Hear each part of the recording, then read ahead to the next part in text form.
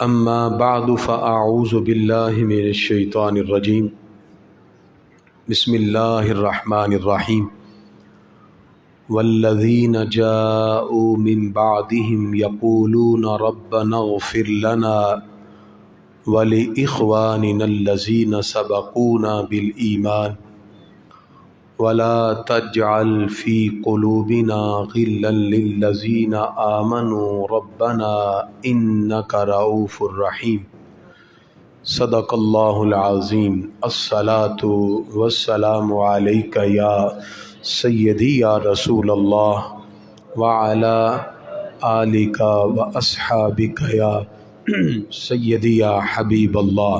محبت سے درود پاک پڑھیں. الصلاة والسلام علیکہ یا سیدی یا نبی اللہ وعلی آلک و اصحابک یا سیدی یا نور اللہ. کیا بات رضا اس چمنستان کرم کی، کیا بات رضا اس چمنستان کرم کی، زہرا ہے کلی جس میں حسین اور حسن پھول. اللہ اکبر.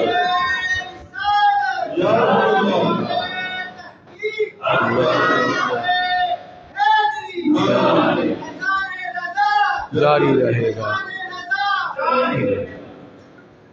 معزز و محترم سامعین کرام، اللہ رب العزت کا کروڑہا احسان عظیم ہے جس نے شمالی لاہور کی یہ عظیم الشان 11 روزہ کانفرنسز کی آج 5ویں نشست میں ہم سب کو شرکت کی سعادتیں عطا کی.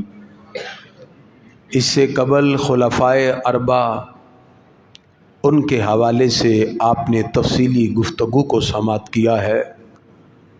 آج 5ویں خلیفہ راشد سبط مصطفیٰ راکب دوش مصطفیٰ حضرت سیدنا امام حسن مجتبی رضی اللہ تعالیٰ عنہ آپ کی سیرت طیبہ کے ساتھ ساتھ خلافت راشدہ میں جو آپ کا بنیادی کردار رہا، ریاست اسلامیہ کی مضبوطی کے لیے اور اس امت میں اتحاد و اتفاق کی فضا قائم کرنے کے لیے جو آپ نے خوبصورت ترین کردار ادا کیا، آج اس کو خراج عقیدت پیش کرنے کے لیے اس موضوع پر آپ کے سامنے گفتگو کی جائے گی.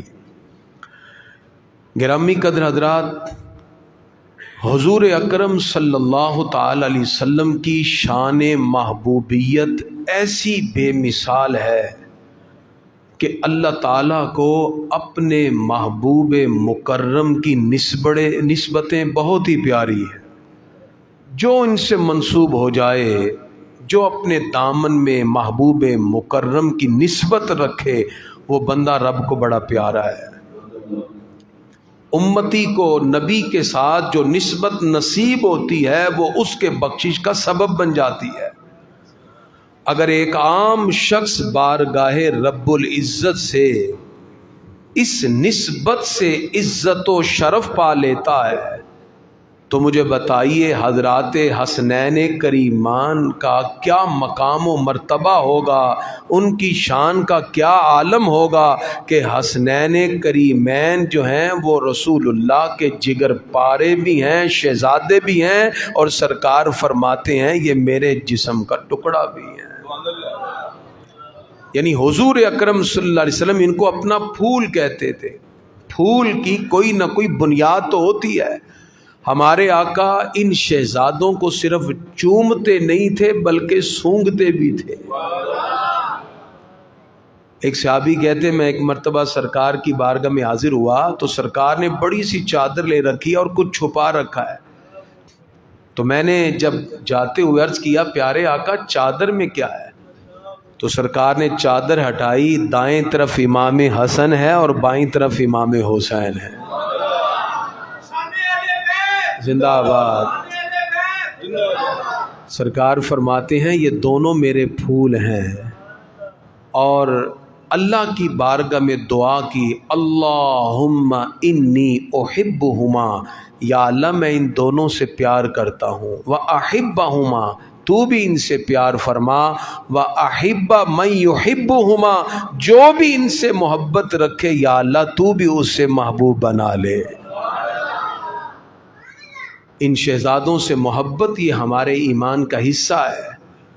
اعلیٰ حضرت فرماتے ہیں خون خیر الرسل سے ہے جن کا خمیر، ان کی بے لوث طینت پہ لاکھوں سلام۔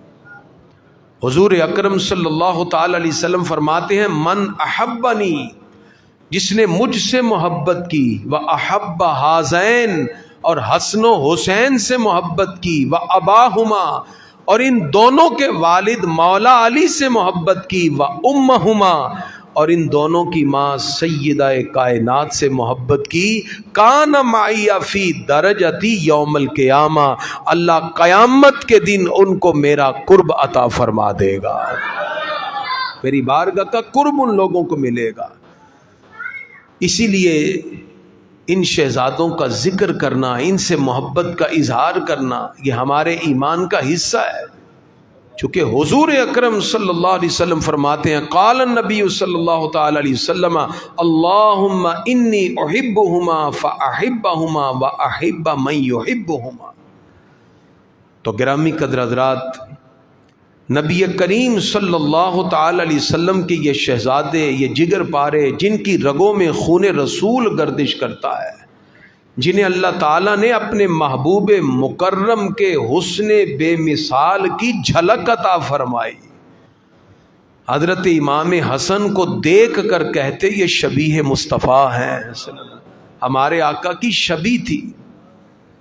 اسی لیے ہمارے اسلاف نے، ہمارے بزرگان دین نے ان پاک ہستیوں کے حوالے سے نذران عقیدت پیش کی، اور اعلیٰ حضرت امام اہل سنت نے باقاعدہ مناقب لکھی اور ان ہستیوں کو سلام عقیدت پیش کیا۔ امام اہل سنت اعلیٰ حضرت نے امام حسن مجتبی رضی اللہ تعالی عنہ کے حوالے سے بڑا خوبصورت کلام لکھتے ہوئے آپ فرماتے ہیں حسن مجتبی سید الاسخیاء راکب دوش عزت پہ لاکھوں سلام۔ فرمایا جو سخیوں کے بھی سردار ہیں، جو حسن مجتبی ہیں، جو ہمارے آقا کے کندھے پہ سوار ہوتے ہیں، ایسی عزت افزائی پہ لاکھوں سلام۔ اعلیٰ فرماتے ہیں اوج مہر ہدا موج بحر ندا روح روح سخاوت پہ لاکھوں سلام۔ فرمایا جس نے سخاوت کی روح کو دیکھنا ہو تو حضرت امام حسن مجتبی کو دیکھ لو، مولا علی کے پہلے بڑے بیٹے کو دیکھ لو کہ جہاں سخاوت کی روح پائی جاتی ہے، اور حضور صلی اللہ علیہ وسلم اپنا لعاب دہن انہیں عطا فرماتے ہیں۔ نبی کریم صلی اللہ علیہ وسلم کے اس لعاب دہن کی برکت سے اعلیٰ حضرت فرماتے ہیں شہد خار لعاب زبان نبی چاشنی گیر عصمت پہ لاکھوں سلام۔ فرمایا جن کی زبان میں حضور صلی اللہ تعالی علیہ وسلم کا لعاب دہن گیا، ان کا مقام اور ان کی برکت اور ان کی عظمت کا کون اندازہ لگا سکتا ہے۔ گرامی قدر حضرات، امام حسن مجتبی رضی اللہ تعالیٰ عنہ کا ذکر خیر جہاں باعث برکت ہے، وہاں آپ کی سیرت مبارکہ دنیا اور آخرت کو سنوارنے کے لیے ہمارے لیے رہنمائی بھی فراہم کرتی ہے۔ حضور اکرم صلی اللہ تعالی علیہ وسلم کے تربیت یافتہ ہیں۔ حضرت شیر خدا علی المرتضیٰ کرم اللہ وجہ الکریم نے آپ کو شجاعت اور بہادری کے حوالے سے خصوصی طور پہ تربیت فرمائی۔ حضرت سیدہ کائنات نے صبر اور برداشت اور تحمل کے حوالے سے آپ کی تربیت فرمائی۔ اگر آپ کی زندگی کو اگر ایک طائرانہ نظر سے دیکھا جائے تو سبط مصطفیٰ ابو محمد سیدنا حسن مجتبی بن سیدنا علی المرتضیٰ رضی اللہ تعالی عنہما ہجرت کے تیسرے سال رمضان المبارک کی 15ویں شب کو مدینہ منورہ میں پیدا ہوئے۔ ہمارے پیارے آقا علیہ الصلوۃ والسلام نے خود انہیں اپنے دست مبارک سے گھٹی عنایت فرمائی، دائیں کان میں اذان دی، بائیں کان میں تکبیر سنائی، اور 7ویں روز حضور صلی اللہ علیہ وسلم نے عقیقہ کرنے کے بعد ان کے بالوں کے وزن کے مطابق چاندی کو صدقہ کرنے کا حکم ارشاد فرمایا۔ حضرت مولا المسلمین شیر خدا سے پوچھا گیا کیا نام رکھنا ہے؟ آپ نے کہا میری رائے ہے کہ حمزہ نام رکھا جائے۔ وہ چچا کے نام سے رکھنا چاہتے تھے۔ حضور صلی اللہ علیہ وسلم نے فرمایا رب کا حکم آیا ہے اس کا نام حسن رکھا جائے۔ یہ وہ شہزادے ہیں جن کا نام بھی پروردگار کی طرف سے منتخب کیا جاتا ہے۔ حضرت امام حسن مجتبی رضی اللہ تعالیٰ عنہ نے تقریباً 8 سال حضور صلی اللہ علیہ وسلم کی ظاہری حیات اقدس میں پیار پایا۔ یہ جو 8 سال تھے اس میں حضور صلی اللہ علیہ وسلم سے اتنی محبت ملی، کبھی سرکار کی گود میں بیٹھتے، کبھی سینہ اقدس سے چمٹ جاتے، کبھی کندھوں پہ سوار ہو جاتے۔ حضور صلی اللہ علیہ وسلم کبھی انہیں چومتے، کبھی سونگتے، اور ایسی محبت سے نوازا کہ جب آپ سرکار دو عالم علیہ الصلوۃ والسلام کی ان شہزادوں سے محبت کو پڑھتے ہیں تو پڑھنے سے اور سننے سے بھی ایمان تازہ ہو جاتا ہے۔ اس انداز میں اللہ اکبر یا رسول حق چاہیے زندہ باد یا علی حضرت امام حسن مجتبی رضی اللہ تعالیٰ عنہ نے 8 سال ظاہری حیات اقدس کے پائے۔ حضور صلی اللہ علیہ وسلم کے وصال کے بعد خلفائے راشدین کی آنکھوں کا تارا رہے۔ ہر خلیفہ راشد نے ان سے محبت کی۔ حضرت شیر خدا کے ساتھ دیکھ کے ابو بکر صدیق پکار اٹھے، کہا حسن آپ کو دیکھتے ہیں تو رسول اللہ کی یاد آ جاتی ہے۔ شبیہ مصطفیٰ تھے، حضور صلی اللہ تعالی علیہ وسلم کی تشبیہ آپ کی ذات میں دکھائی دیتی۔ جس وقت حضرت مولا المسلمین شیر خدا حضرت علی المرتضیٰ کرم اللہ وجہہ الکریم کی شہادت ہوئی، اس وقت آپ کی عمر مبارک 37 برس تھی۔ حضرت امام حسن مجتبی رضی اللہ تعالیٰ عنہ نے اس دوران خلافت راشدہ کا دور دیکھا، ریاست اسلامیہ کے اتار چڑھاؤ دیکھے، معاشی اور معاشرتی معاملات کے اندر ریاست اسلامیہ کے بہت سے پیچیدہ مسائل کا مشاہدہ کیا۔ حضرت شیر خدا علی المرتضیٰ کرم اللہ وجہہ الکریم آپ کی شہادت کے بعد آپ مسلمانوں کے خلیفۃ المسلمین کے طور پر منصب جلیل پر فائز ہوئے۔ پھر تقریباً 6 ماہ تک آپ اسی خلافت راشدہ پر قائم رہے۔ 41 ہجری کو ماہ ربیع الاول میں آپ نے امت کی بھلائی کے لیے سیدنا امیر معاویہ رضی اللہ تعالیٰ عنہ کے ہاتھ پر بیعت کرتے ہوئے خلافت ان کے سپرد کر دی اور اپنے وصال تک پھر ان کے خیر خواہ رہے۔ حضرت امام حسن مجتبی رضی اللہ تعالیٰ عنہ جب آپ کی عمر مبارک تقریباً 45 سال 6 ماہ اور چند دن کی تھی، 5 ربیع الاول 49 ہجری کو آپ کو زہر دے دیا گیا، جس کی وجہ سے آپ شہادت کے درجے پر فائز ہوئے۔ حضور صلی اللہ علیہ وسلم فرماتے ہیں من مات مسموما فہو شہید، جو زہر کی کیفیت میں مبتلا ہو کر دنیا سے جائے گا اللہ اسے شہادت کا مرتبہ عطا فرما دیتا ہے۔ تو اس طرح 45 سال 6 ماہ اور چند دن کی عمر میں آپ 5 ربیع الاول 49 ہجری کو شہادت کے درجے پر فائز ہوئے اور اپنے جد امجد کے قدموں میں جنت البقیع کے اندر آپ کی قبر مبارک موجود ہے۔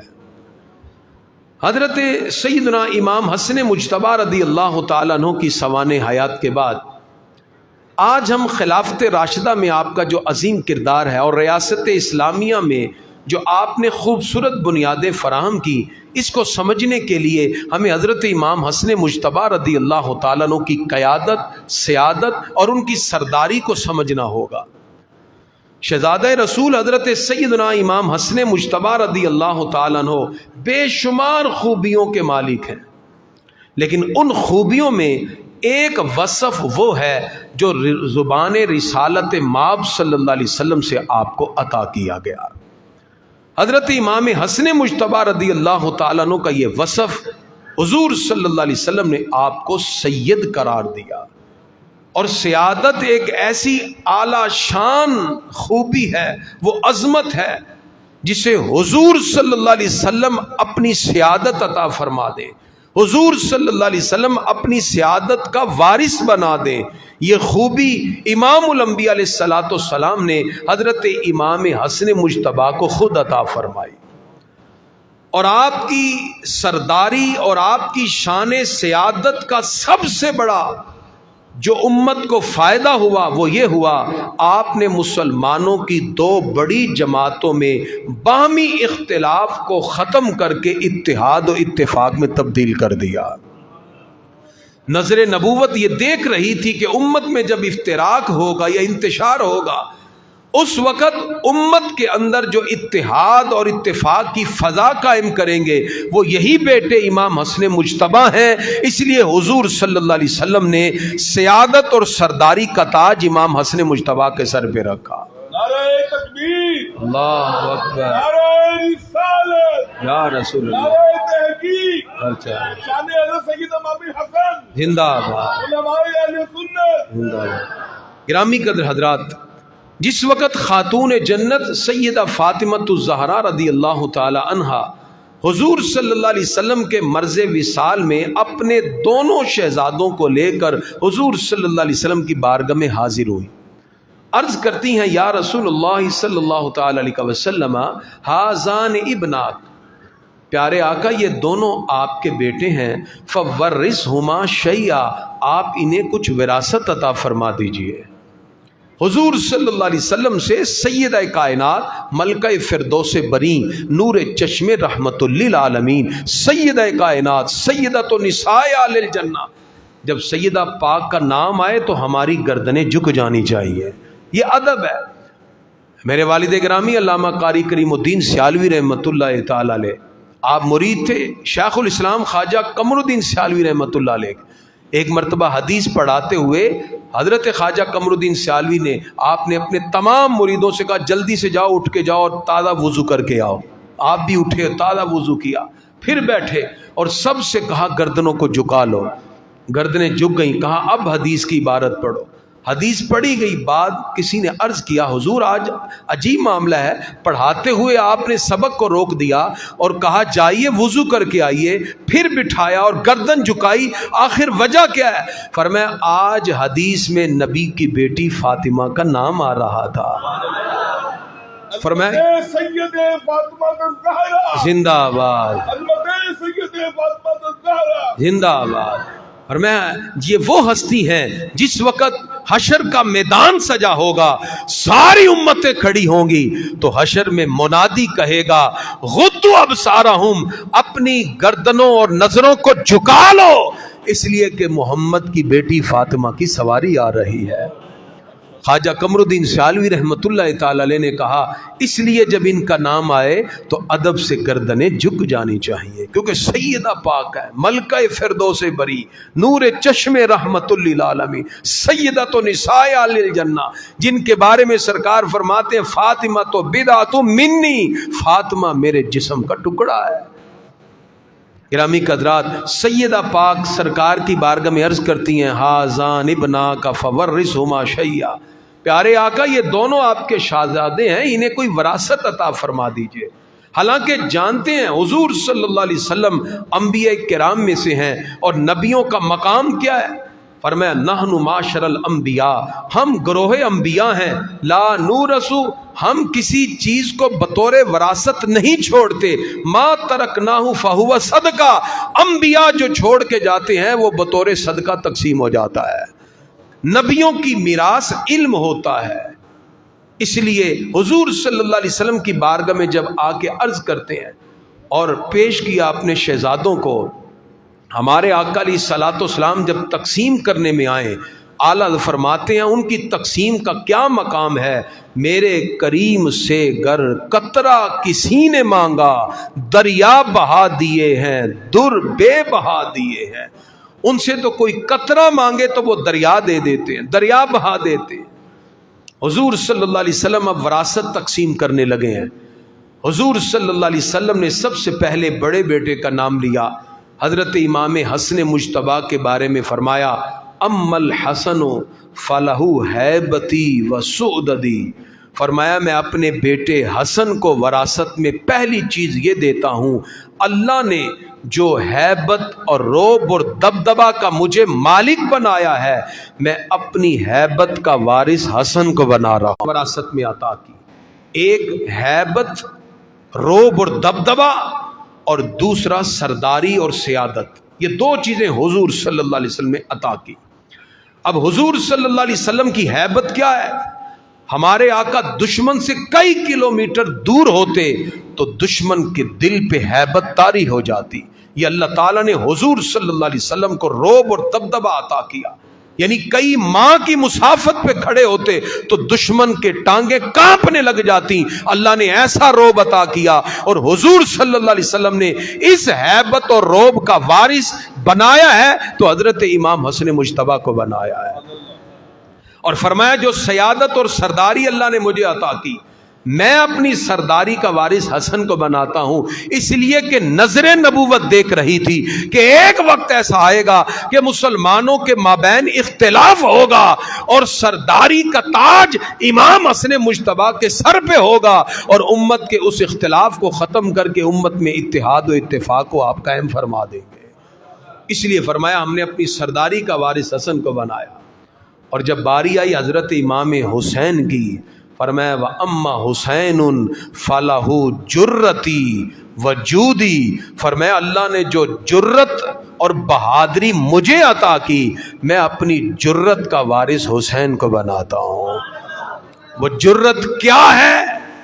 وہ ساری کی ساری یزید کی کوششیں، وہ طاقتیں، وہ سب کی سب اپنے حربے آزما چکی، لیکن امام کو اللہ تعالیٰ نے وہ جرت عطا کی، سر داد نداد سر دست یزید، یعنی وہ اللہ نے مقام عطا کیا، اپنا سر رب کی بارگاہ میں پیش کر دیا، اپنا ہاتھ کسی فاسی کے ہاتھ میں نہیں دیا۔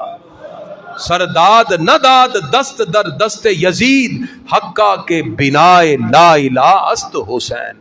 یہ حضرت امام حسین ہیں جن کی جرت اور بہادری کو حضور صلی اللہ علیہ وسلم بیان کرتے ہیں۔ فرمایا اما حسین فلہ جرتی، میں حسین کو اپنی جرت اور بہادری کا وارث بناتا ہوں۔ وجودی، اللہ نے جو جود و سخا اور سخاوت مجھے عطا کی، میں نے اپنی سخاوت کا وارث حسین کو بنایا۔ نعرہ تکبیر، اللہ اکبر، نعرہ رسالت، نعرہ تحقیق، یاد شہید کربلا، زندہ باد، یاد شہید کربلا، زندہ باد۔ گرامی قدر حضرات، اب حضور صلی اللہ تعالی علیہ وسلم نے جو حضرت امام حسن مجتبیٰ رضی اللہ تعالیٰ عنہ کو سیادت، قیادت، سرداری عطا کی، اس کو آقا علیہ الصلوۃ والسلام عملی طور پر پریکٹیکلی مسجد نبوی کے اندر پرفارم فرماتے ہیں، تاکہ تمام صحابہ کے سامنے یہ بات واضح ہو جائے کہ ہم صرف سیادت اور قیادت دے نہیں رہے بلکہ عملاً آپ کو دکھا رہے ہیں۔ حضور صلی اللہ تعالی علیہ وسلم ممبر پہ جلوہ فرما ہے، آقا علیہ الصلوۃ والسلام نے اپنے پہلو میں حضرت امام حسن مجتبیٰ کو بٹھایا۔ انداز کیا ہے؟ ہمارے آقا ایک نظر امام حسن کو دیکھتے ہیں اور ایک نظر مجمع پہ ڈالتے ہیں۔ اس وقت صحیح بخاری میرے سامنے موجود ہے، جلد نمبر 2، حدیث کا نمبر 2704 ہے۔ حضور اکرم صلی اللہ تعالی علیہ وسلم نے اس پوری تفصیل کو جس طرح مسجد نبوی کے اندر پریکٹیکلی پرفارم کر کے دکھایا، امام بخاری نے اس تمام کی تمام حدیث کو یہاں نقل فرمایا، جس میں حضرت امام حسن مجتبیٰ رضی اللہ تعالیٰ عنہ کی قیادت اور اس سیادت کو آقا علیہ الصلوۃ والسلام نے مسجد نبوی کے ممبر پہ صحابہ کے سامنے ذکر کیا۔ نبی کریم صلی اللہ تعالی علیہ وسلم جب وہ سیادت اور قیادت کو ذکر کرتے ہیں، آقا علیہ الصلوۃ والسلام نے امام حسن مجتبیٰ کو پہلو میں بٹھا کر صحابہ کی طرف ایک نظر ڈالی، پھر شہزادے پہ نظر ڈالی اور فرمایا ان ابنی ھذا سید، میرا یہ بیٹا سید ہے۔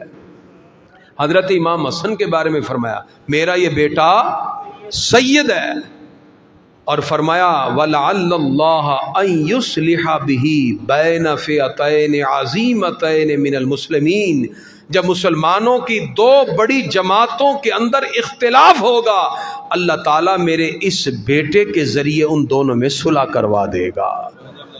حضور صلی اللہ تعالی علیہ وسلم نے امت مسلمہ کے سامنے یہ بات واضح کر دی کہ جس وقت اختلاف ہوگا لعل اللہ ان یصلح بہ بین فئتین عظیمتین من المسلمین، تو فرمایا مسلمانوں کی دونوں جماعتوں میں میرا یہ بیٹا صلح کروائے گا۔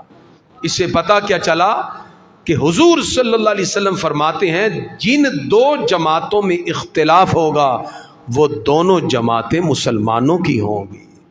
اور حضور صلی اللہ علیہ وسلم یہ بھی فرما رہے تھے کہ فئتین عظیمتین من المسلمین، میرا یہ بیٹا ان دونوں میں صلح کروائے گا۔ سید عالم کی سیادت کے جو وارث ہوں، جنہیں خود حضور صلی اللہ علیہ وسلم سید فرمائیں، مجھے بتائیے اس سے بڑا سید کون ہوگا؟ جس کو ہمارے آقا منبر پہ بیٹھ کے کہیں ان ابنی ھذا سید، میرا یہ بیٹا سید ہے، اس سے بڑا سید کون ہوگا؟ اور پھر یہاں میں سید کا ترجمہ کیوں نہیں کر رہا؟ سید عربی زبان کا لفظ ہے، اصل میں سید کا جو لفظ ہے یہ ملٹی ڈائمینشن ورڈ ہے، اس کے ڈیفرنٹ میننگز ہیں۔ اس کا ایک معنی سردار ہے، اس کا ایک معنی پیشوا ہے۔ ہمارے ہاں عموماً جو خاتون جنت کی نسل پاک سے ہوں ہم انہیں کہتے ہیں سید، مگر حدیث مبارک کی جو تشریح کی تو شارحین نے بڑی تفصیل بیان کی اور کہا کہ سید کا کیا معنی ہے؟ تو کہا سید وہ ہے جو پوری قوم میں خیر و بھلائی میں بڑھ کر ہوتا ہے، ایک معنی یہ بیان کیا۔ دوسرا کہا سید اسے کہتے ہیں جو سب سے بڑا حلیم اور بردبار اور برداشت کرنے والا ہوتا ہے، اور تیسرا معنی یہ کیا سید وہ ہوتا ہے جو حکمت اور دانائی کی دولت سے مالا مال ہوتا ہے، سخی ہوتا ہے۔ یہ معنی محدثین نے بیان کیے۔ گویا کہ حضور صلی اللہ علیہ وسلم فرما رہے تھے ان ابنی ھذا سید، فرمایا میرا یہ بیٹا سید ہے، مطلب یہ کہ امام حسن حلیم اور بردبار بھی ہیں، سخی بھی ہیں، اور اللہ نے حکمت اور دانائی کا وافر حصہ امام حسن مجتبیٰ کو عطا فرمایا ہے۔ گرامی کا حضرات، اب یہ جو سرداری اور سیادت ہے جس کا وارث حضور صلی اللہ علیہ وسلم نے حضرت امام حسن مجتبیٰ کو بنایا، اس کا اظہار اس وقت ہوا جب مولا المسلمین حضرت علی المرتضی شیر خدا کرم اللہ وجہ الکریم کی شہادت ہو چکی تھی۔ اس کا تاریخی پس منظر کچھ اس طرح ہے۔ 18 ذی الحجہ 35 ہجری کو خلیفہ ثالث حضرت عثمان غنی رضی اللہ تعالیٰ عنہ کو انہی کے گھر میں قرآن پڑھتے ہوئے شہید کر دیا گیا۔ ان کے بعد اگلے خلیفہ حضرت مولا المسلمین شیر خدا حضرت علی المرتضی کرم اللہ وجہ الکریم ہے۔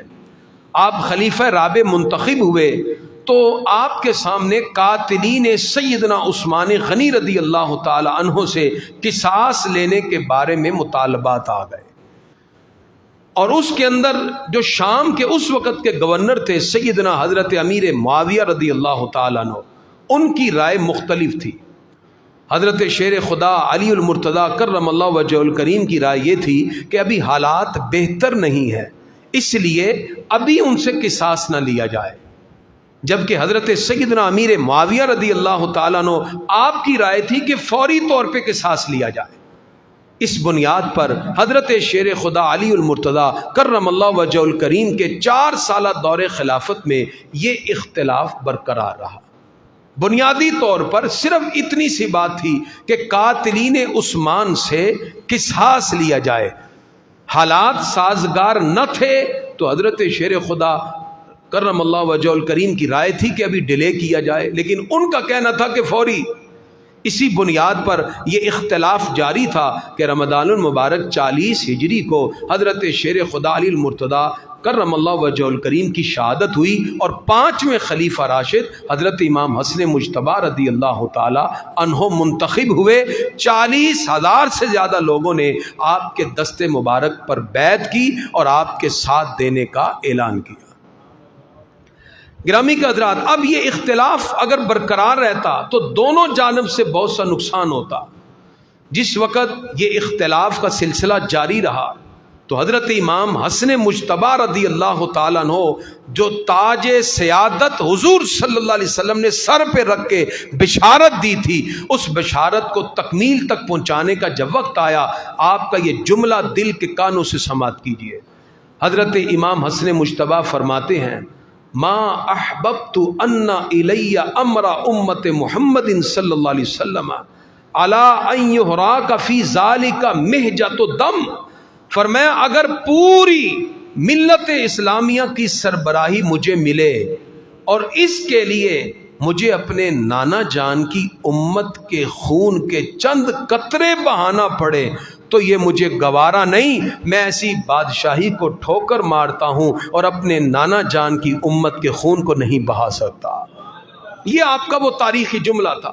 اسد الغابہ فی معرفت صحابہ جلد 2 صفحہ 13 پہ موجود ہے.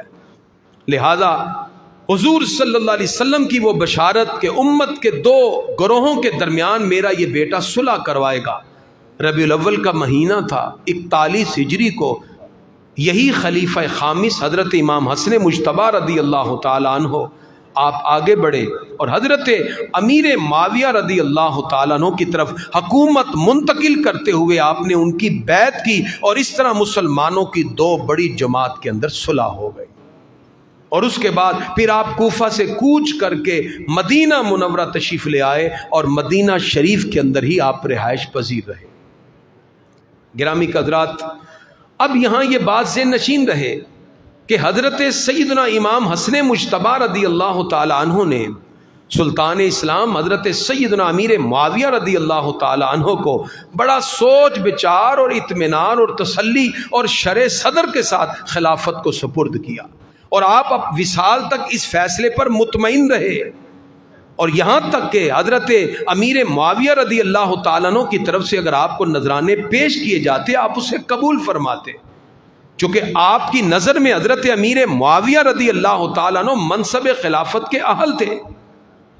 اگر کوئی حضرت امیر معاویہ رضی اللہ تعالیٰ عنہ کے بارے میں غلط نظریہ رکھتا ہے تو اصل میں وہ حضرت امام حسن مجتبی پر اعتراض کر رہا ہے، کیونکہ حضرت امام حسن مجتبی نے آپ نے خلافت ان کے ہاتھ میں رکھی اور ان کے ہاتھ پہ بیعت کی.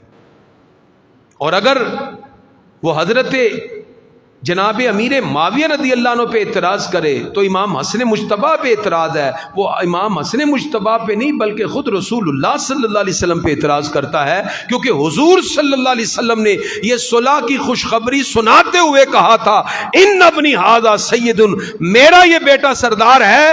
جب مسلمانوں کی 2 جماعتیں لڑیں گی میرا یہ بیٹا ان میں اتفاق پیدا فرما دے گا. تو یہ بشارت تو خود رسول اللہ صلی اللہ علیہ وسلم کی ہے، بلکہ وہ شخص تو خود رب پہ اعتراض کرتا ہے، اس لیے کہ ہمارے آقا کا کوئی عمل رب کے حکم کے خلاف نہیں ہے. اللہ فرماتا ہے وما ينطق عن الهوى ان هو الا وحی یوحى، میرا محبوب جو کلام کرتا ہے وہ میری عطا سے کرتا ہے. اعلیٰ فرماتے ہیں حسن کے دستے پاک سے بنے خلیفہ رسول، رضائے آل مصطفیٰ خلافت معاویہ. فرمایا یہ تو خود حضور صلی اللہ علیہ وسلم کی بشارت ہے اور ہمارے آقا کا جو جملہ ہوگا وہ رب کی عطا سے ہوگا. تو پتہ یہ چلا رب کی عطا تھی تو حضور صلی اللہ علیہ وسلم نے یہ بشارت عطا کی. یہ سرداری کا تاج امام حسن مجتبی کے سر پہ رکھا اور اس سرداری کی لاج نبھاتے ہوئے آپ نے حضرت امیر معاویہ رضی اللہ عنہ کی بیعت کی. یہ سارا اللہ کی رضا سے تھا. لہذا جب رب کی رضا شامل ہے تو ان کے اوپر تان کرنا کیسے درست ہو سکتا ہے. گرامی حضرات، آج سمجھتے ہیں آپ کہ سیادت اور سرداری ایسے نہیں چھوڑی جاتی، ایسے کسی کے سپرد نہیں کیا جاتا. اور پھر یہ تو وہ ہستیاں ہیں، ہمارے آقا فرماتے ہیں ان الحسن والحسین سیدا شباب اہل الجنہ. فرمایا حسن و حسین تو جنتی جوانوں کے سردار ہیں. دنیا کی سرداری ان کے لیے کیا ہے؟ اس لیے اللہ رب العزت نے ان کو جنتی جوانوں کا سردار بنایا. حضرت سیدنا عبداللہ بن مسعود رضی اللہ تعالی عنہ اس کے راوی ہیں کہ سرکار فرماتے الحسن والحسین سیدہ شباب اہل الجنہ و ابوہما خیر منہما. فرمایا حسن و حسین جنتی جوانوں کے سردار ہیں اور ان کے والد ان سے افضل ہے. المستدرک علی الصحیحین حدیث کا نمبر 4779 ہے، اس پر یہ موجود ہے. یہی وجہ ہے پھر حضرت امام حسن مجتبی جہاں اس امت کے سردار ہیں وہاں بردبار بھی ہیں اور برداشت کرنے والے بھی ہیں. اور یہ وصف ہر مسلمان میں ہونا چاہیے جو آج ہمارے اندر نہیں. ہم بے جا بغیر تحقیق کیے کسی کے اوپر چڑھائی کر دیتے ہیں. اللہ تعالیٰ سورہ آل عمران میں ارشاد فرماتا ہے ان اللہ غفور حلیم، اللہ بخشنے والا بھی ہے اور حلم والا بھی ہے. اس کا مطلب یہ حلم اور برداشت اور تحمل ہر مومن کو لازمی رکھنا چاہیے. حضرت ابو موسیٰ اشعری رضی اللہ تعالیٰ عنہ اس حدیث کے راوی ہیں، فرماتے ہیں سب سے زیادہ حلم والا اور برداشت والا پروردگار ہے، اس لیے کہ لوگ اللہ کا شریک ٹھہراتے ہیں، اللہ کی اولاد کا دعویٰ کرتے ہیں. اللہ ان کو سزا کو مؤخر بھی کرتا ہے، پروردگار ان کو دنیا میں رزق بھی عطا فرمائی جا رہا ہے، رزق بھی دیے جا رہا ہے. اور یہ وصف حضرت امام حسن مجتبیٰ میں بھی تھا. جس وقت آپ کے حوالے سے چند باتیں آئیں تو آپ نے برداشت کی. حضرت سیدنا داتا علی حجویری رحمۃ اللہ تعالی علیہ، ہم ان بزرگوں کا دامن تھامے تو کامیاب ہیں. آج لوگ کبھی کوئی ادھر نکل رہا ہے، کوئی ادھر نکل رہا ہے. اس وقت اس پرفتن دور کے اندر ہمارے پاس وہ بزرگ اسلاف جو ہم کتاب کشف المعجوب اٹھائیں تو 1000 سال پہلے پہنچ جاتے ہیں.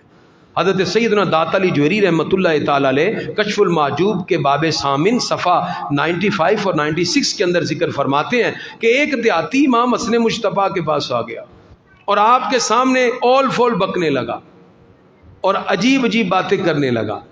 آپ نے فوراً غلام سے کہا جاؤ گھر سے جو پیسے پڑے ہیں، وہ چاندی درم وغیرہ تھی، وہ لے آیا تھال میں بھر کے. کہا لے آؤ، اور کہا یہ لو. اب وہ جیسے ہی وہ تھال دیکھتا ہے تو پکار اٹھا اشہد انک ابن رسول اللہ، میں گواہی دیتا ہوں کہ آپ رسول اللہ کے شہزادے ہیں. من ایجا بتجربہ حلم تو آمدہ ام، داتا صاحب فرماتے ہیں وہ کہنے لگا میں آپ کی برداشت کا تجربہ کر رہا تھا، مجھے آپ کی بردباری دیکھ کے پتہ چلا آپ ہی رسول اللہ کے بیٹے ہیں. یعنی اتنی ان میں بردباری تھی اور برداشت تھا. اور اسی طرح حضرت امام حسن مجتبیٰ رضی اللہ تعالیٰ عنہ ایک مرتبہ حضرت امیر معاویہ رضی اللہ تعالیٰ عنہ سے ملاقات کے لیے تشریف لائے تو ان کے دربار میں ایک نگران کھڑا تھا، ایک دربان تھا. اس نے کہا جی میرے پاس پیسے بھی بہت ہیں، سب کچھ ہے، لیکن اولاد نہیں ہے، آپ مجھے کچھ بتا دیجئے. حضرت امیر معاویہ رضی اللہ عنہ اپنے دربار میں دیکھ رہے ہیں کہ میرا دربان ان سے کوئی باتیں کر رہا ہے. اب حضرت امام حسن مجتبیٰ نے کہا علیک بالاستغفار، اگر تیری اولاد نہیں ہے تو استغفار کر، رب تجھے اولاد عطا فرما دے گا. اب اس نے استغفار شروع کر دیا، اللہ تعالیٰ نے اسے 10 بیٹے عطا فرمائے. اب حضرت امیر معاویہ رضی اللہ عنہ کو جب یہ بات معلوم ہوئی تو کہا آپ ان سے پوچھئے حلا سالتہ مما قال ذالک، آپ کو یہ بات کیسے پتہ چلی کہ استغفار سے اللہ بیٹے عطا فرماتا ہے؟ تو حضرت امام حسن مجتبیٰ آپ فرماتے ہیں الم تسمع قولہ وَيَزِدْكُمْ قُوَّةً إِلَىٰ قُوَّتِكُمْ وَقَوْلَ نُوحٍ وَيُمْدِدْكُمْ بِأَمْوَالٍ وَبَنِينَ. فرمایا کیا تم نے قرآن میں نہیں پڑھا کہ اللہ تعالیٰ کی بارگاہ میں حضرت ہود علیہ السلام نے اپنی قوم سے کہا کہ رب سے معافی مانگ کے توبہ کرو، اللہ تمہیں بارش عطا فرمائے گا اور قوت عطا فرمائے گا. اور نوح علیہ السلام نے قوم سے کہا تھا کہ جب تم رب سے معافی مانگو گے پروردگار تمہیں مال بھی عطا کرے گا، بیٹے بھی عطا فرما دے گا. حضرت امام حسن مجتبیٰ رضی اللہ تعالیٰ عنہ کا استدلال دیکھیے اور قرآن کے اوپر گرفت دیکھیے. اور حضرت امیر معاویہ رضی اللہ تعالیٰ عنہ آپ کے دربار سے جاتے ہوئے آپ نے ایک ہی جملہ بتایا اور دربان کو اللہ نے 10 بیٹے عطا فرما دیے. گرامی کے حضرات، یہی امت مسلمہ کے لیے وہ پاک ہستیاں ہیں جو ہمارے لیے ایک معیار کا درجہ رکھتی ہیں. حضرت پیر میر علی شاہ گولڑا کے تاجدار آپ فرماتے ہیں ایک دن حضرت امام حسن مجتبیٰ پاکیزہ لباس عمدہ گھوڑے پہ بیٹھ کے جا رہے تو ایک یہودی بڑا غریب تھا، وہ کہنے لگا کہ آپ کے نانا تو کہتے ہیں الدنیا سجن المومن و جنت الکافر، دنیا مسلمان کے لیے قید خانہ ہے اور کافر کے لیے جنت ہے، لیکن آپ نے تو گھوڑا اور بہترین لباس پہنا ہوا ہے. آپ نے فرمایا میرے نانا جان کا فرمان برحق ہے لیکن تم سمجھ نہیں سکے. فرمایا اس کا مطلب یہ ہے کہ تم جو دنیا کے اندر کفر کے اندر مبتلا ہو اور تمہاری کفر کی ذلت کی وجہ سے اللہ تعالیٰ تم سے ناراض ہے، یہ دنیا تمہارے لیے جنت بنا دی، آخرت میں تمہارے لیے پروردگار کی طرف سے عذاب ہی عذاب ہے، جبکہ ہمارے لیے اللہ رب العزت نے یہاں جو نعمتیں تیار کر رکھی ہیں اس کے مقابلے میں آخرت کی نعمتوں کو کئی گنا عظمتوں کے ساتھ عطا فرمایا ہے۔ اس لیے ہمارے لیے دنیا نعمت نہیں ہے، یہ تو قید خانہ ہے۔ حضرت امام حسن مجتبیٰ رضی اللہ تعالیٰ عنہ کی زندگی سے پتہ چلتا ہے کہ مسلمان کو دنیا کی محبت سے دل پاک کرنا چاہیے، یہ گویا کہ قید خانہ ہے۔ ہماری سب سے بڑی پرابلم دنیا کی محبت اور دولت میں گم ہو گئے۔ یہ دنیا اللہ کے سامنے ایک مچھر کے پر جتنی بھی نہیں ہے جس کو ہم حیثیت دے رہے ہیں، اور کفار کی کبھی ظاہری حالت کو دیکھ کے ہمیں مرعوب نہیں ہونا چاہیے، ہمیں حضور صلی اللہ علیہ وسلم کے فرامین سے اپنے دامن کو وابستہ رکھنا چاہیے۔ گرامی کے حضرات، حضرت امام ربانی مجدد الافسانی آپ نے مکتوبات امام ربانی کے دفتر سیوم کے مکتوب 17 میں یہ لکھا، آپ فرماتے ہیں صحابہ کرام رضوان اللہ تعالی مجمعین کی تعظیم رسول اللہ کی تعظیم ہے۔ امام ربانی فرماتے ہیں صحابہ کی تعظیم کن کی تعظیم ہے؟ رسول اللہ صلی اللہ علیہ وسلم کی تعظیم ہے، اور ان کی بے ادبی رسول اللہ صلی اللہ علیہ وسلم کی بے ادبی ہے۔ شیخ شبلی رحمۃ اللہ علیہ فرماتے ہیں جو صحابہ کی تعظیم نہیں کرتا اس کا رسول پر ایمان ہی نہیں۔ کیوں؟ یہ وہ عظیم ہستیاں ہیں جن کے بارے میں ہمیں ہمیشہ کلمات خیر ہی کہنے چاہیے۔ اللہ تعالیٰ نے سورہ حشر کی آیت نمبر 10 میں فرمایا والذین جاؤوا من بعدہم یقولون ربنا اغفر لنا ولاخواننا الذین سبقونا بالایمان، اور جو ان کے بعد آئے وہ عرض کرتے ہیں یا اللہ ہمیں بھی بخش دے اور ہم سے پہلے ایمان والے بھائیوں کو بھی بخش دے۔ اور جو دعا ہے ولا تجعل فی قلوبنا غلا للذین آمنوا ربنا انک رؤوف الرحیم، یا اللہ ہمارے دلوں میں ایمان والوں کے لیے کوئی کدورت اور کینہ نہ رکھنا، یا اللہ تو بے شک بڑا ہی مہربان اور نہایت ہی رحمت والا ہے۔ حضرت امام حسن مجتبیٰ رضی اللہ تعالیٰ عنہ کی زندگی کا اگر ہم انالیسز کریں تو آپ کی زندگی حضور صلی اللہ تعالیٰ علیہ وسلم کے فرامین کی تکمیل کے لیے اس سرداری اور سیادت کے ساتھ متصف ہوئی جس کو قیامت کی صبح تک ہم سلام عقیدت پیش کرتے ہیں۔ آئیے ان شہزادوں کی ان عظمتوں کو سلام عقیدت پیش کرتے ہوئے جو مشکلات اہل بیت کے ان افراد پر آئی، دین اسلام کے لیے جو قربانیاں انہوں نے پیش کی، ہم بھی اسلام کے لیے ان قربانیوں کو پیش کرنے کا عزم صمیم کریں اور دین کی راہوں میں آنے والی ان مشکلات پر ثابت قدمی کے ساتھ ڈٹتے ہوئے رسول اللہ صلی اللہ تعالی علیہ وسلم کی عزت کے پرچم کو بلند کریں۔